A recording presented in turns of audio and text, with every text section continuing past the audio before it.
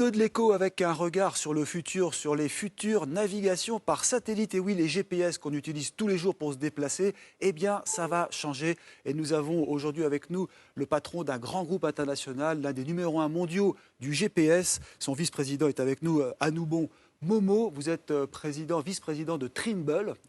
Et aujourd'hui, vous venez en Europe pour nous parler de ce futur GPS. Merci en tout cas d'avoir fait le déplacement. Qu'est-ce qui va changer? Parce que on est tous équipés des radionavigations dans les voitures, et là, on va changer d'époque.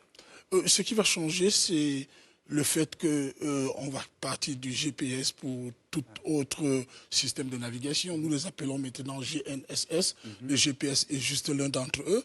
Donc nous avons le système Galileo en Europe, nous avons Beidou, nous avons GLONASS en Chine et en Russie. Et beaucoup de choses vont changer parce que la géolocalisation prend de plus en plus d'importance et dans plusieurs domaines, non seulement la navigation, mais aussi également l'agriculture, dans le domaine de la construction et dans beaucoup d'autres domaines. Oui, c'est ça. C'est-à-dire pour les récoltes, on aura besoin de navigation de plus en plus précise. On dit que justement ces navigations vont permettre de repérer à 5 cm près, c'est ça? Oui, déjà nous avons beaucoup de systèmes qu'on appelle de correction.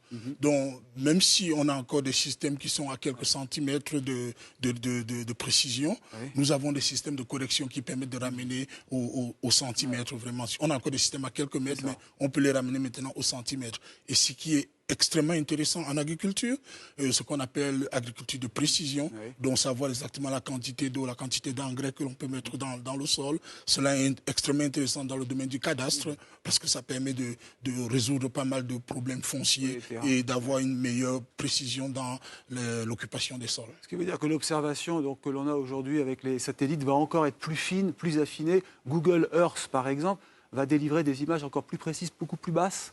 Pour l'imagerie satellite, oui, le progrès est déjà fait. Il y a pas mal d'entreprises qui proposent des systèmes d'images satellites à moins de 30 cm de résolution.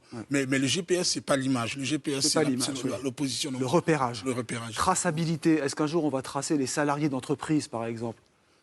La réponse à cette question est on peut.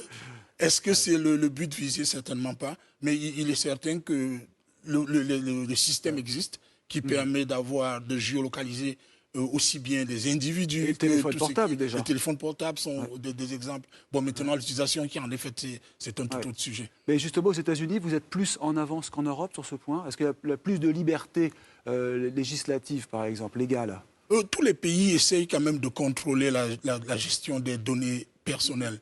La géolocalisation de plus en plus dans certains pays est considérée comme une donnée qui doit être légiférée. Et de ce point de vue, il faut dire que l'Europe, et la France en particulier, donnent plutôt l'exemple. On protégera quand même, vous pensez, demain? Absolument, on a intérêt à protéger pour ne pas laisser les choses aller dans tous les sens. Alors, vous travaillez aux États-Unis sur la voiture du futur, la radionavigation, mais cette fois pour l'aider à rouler toute seule, la fameuse voiture autonome. Oui. Ça avance? Les avancées dans le domaine des GNSS, donc de GPS et Galileo, permettent de rendre encore plus facile la navigation par des voitures qui sont sans chauffeur, dont les voitures autonomes utilisent ce système-là. Et le fait qu'il y ait plusieurs offres maintenant, c'est ça qui est important. Le GPS n'est plus qu'une seule des offres possibles. Donc on a Galileo, on a GLONASS, on a les autres qui permettent en fait, Beidou le chinois, qui permettent en fait à tout le monde d'avoir accès à des satellites à tout moment et en tout lieu. Mais on pourra vraiment faire marcher cette voiture autonome sans risque? Aujourd'hui, il y a encore des accidents, des collisions.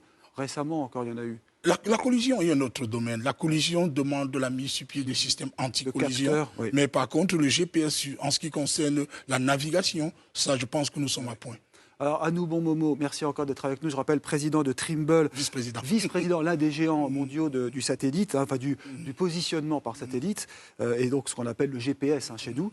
Alors, l'histoire du GPS, c'est finalement récent, c'est 95-2000, c'est ça à peu près, ça fait 20 ans à peu près. Le GPS a commencé, comme beaucoup le savent, comme une application militaire, dont il était essentiellement utilisé dans le domaine de la défense, mais il a été démocratisé notamment dans les années 95, et Trimble est la première entreprise à avoir fabriqué un receveur GPS civil, et depuis lors, évidemment, ça s'est complètement démocratisé. Alors, vous êtes d'origine africaine, il faut le préciser, là-bas vous travaillez énormément pour justement ce développement du GPS. Et on dit que l'Afrique est en retard. Est-ce que c'est vrai aujourd'hui, notamment sur la radio-navigation des avions?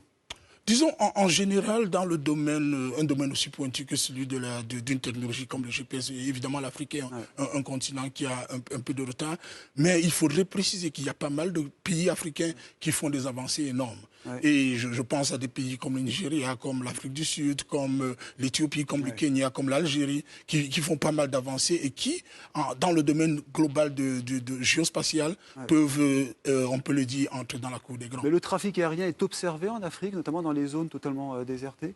Le trafic aérien, c'est tout un autre sujet. Bon, mais absolument, je pense qu'avec l'existence des GPS, tous les avions sont munis de GPS, de receveurs GPS, dont on peut les tracer partout. Aujourd'hui, c'est possible. Alors, bon, je reviens donc sur votre profil. Vous êtes aujourd'hui une personnalité au niveau mondial. Il y a beaucoup d'articles sur vous. Camerounais d'origine, patron d'une grosse boîte américaine. Vous parlez français, hein, c'est pour ça que je dis américain, vous parlez bien français. C'est un parcours atypique.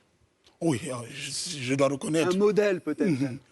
Qui est souvent cité dans les journaux. J'espère que ceux qui me considèrent comme un modèle voient en mon parcours des raisons d'espérer, des raisons de croire qu'il est possible de partir du Cameroun et d'avoir commencé mes études au Cameroun, y compris mes études universitaires au Cameroun, et puis d'avoir le parcours que j'ai eu et d'être, comme vous le dites, dans une grande multinationale. Alors si je dis ça, c'est parce que vous n'avez jamais oublié votre pays d'origine. Vous aidez l'Afrique à se développer aussi.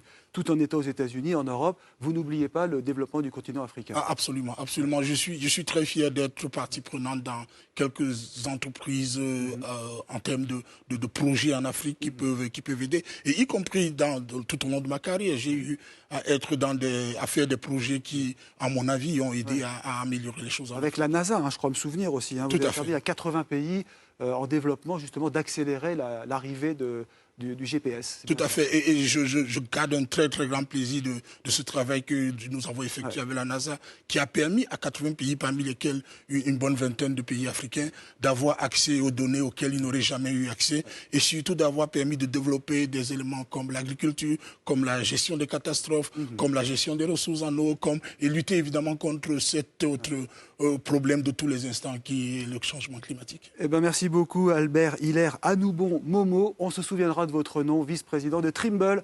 Restez sur CNews.